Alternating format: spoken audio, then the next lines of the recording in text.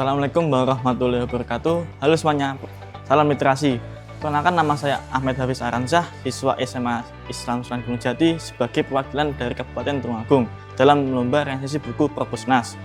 Hari ini saya akan membahas sebuah novel terbaru dari Terelie yang cukup berbeda dari karya-karya sebelumnya. Judulnya mungkin terdengar satir, teruslah bodoh jangan pintar. Tapi justru dari judul inilah kita bisa langsung merasakan bahwa buku ini bukan hanya sekedar fiksi, melainkan kritik sosial yang cukup tajam.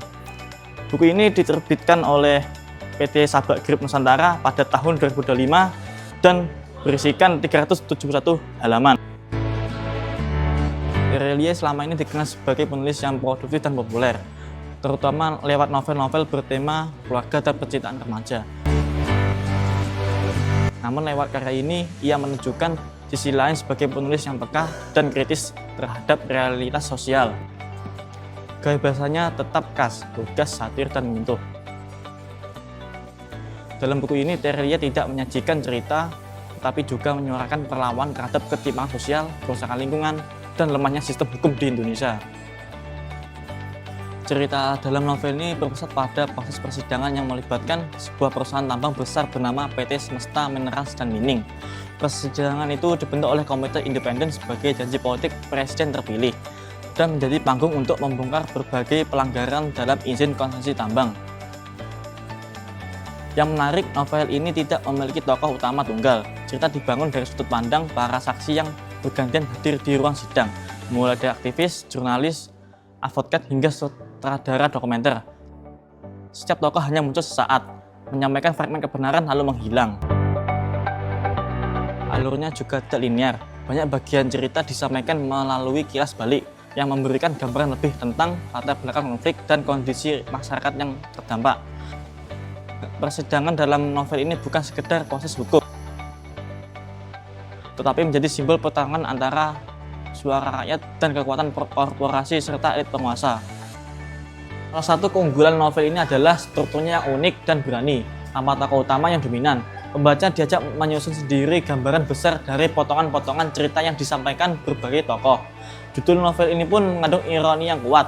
Bodoh di sini bukan merujuk pada kebodohan intelektual, tetapi pada ketulusan dan kejujuran. Sedangkan pintar justru dimaknai sebagai simbol kecerdasan manipulatif yang menyiasati hukum demi keuntungan pribadi. Tema yang diangkat sangat relevan, ketimpangan sosial, kerusakan lingkungan, dan lemahnya institusi hukum. Gaya bahasanya yang satir namun komunikatif membuat masa novel ini terasa kuat dan menggugah. Meski menarik, novel ini juga memiliki beberapa kelemahan. Karena sudut pandangnya terus berganti, pendalaman terhadap masing-masing tokoh terasa kurang. Kita sulit benar-benar terhubung secara emosional dengan karakter tertentu. Selain itu, alur didominasi oleh kilas balik kadang membingungkan, terutama bagi pembaca yang terbiasa dengan alur cerita linear. Dan satu hal lagi, pesan moral dalam novel ini terkadang disampaikan terlalu langsung dan menggurui. Hal ini bisa mengurangi ruang refleksi pembaca dan membuat narasi terasa agak kaku di beberapa bagian.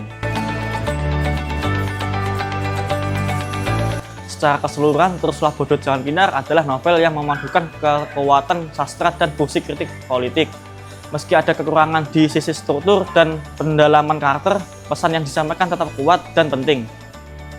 Terelie berhasil menyuarakan keresahan masyarakat terhadap sistem yang timpang melalui cerita yang emosional, reflektif, dan sangat relevan dengan kondisi hari ini. Buku ini bukan untuk dinikmati, tapi juga untuk direnungkan. Cocok untuk pembaca yang ingin lebih dari sekedar cerita, melainkan juga perspektif baru terhadap realitas sosial.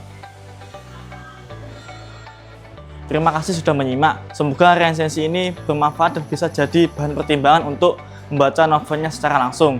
Wassalamualaikum warahmatullahi wabarakatuh.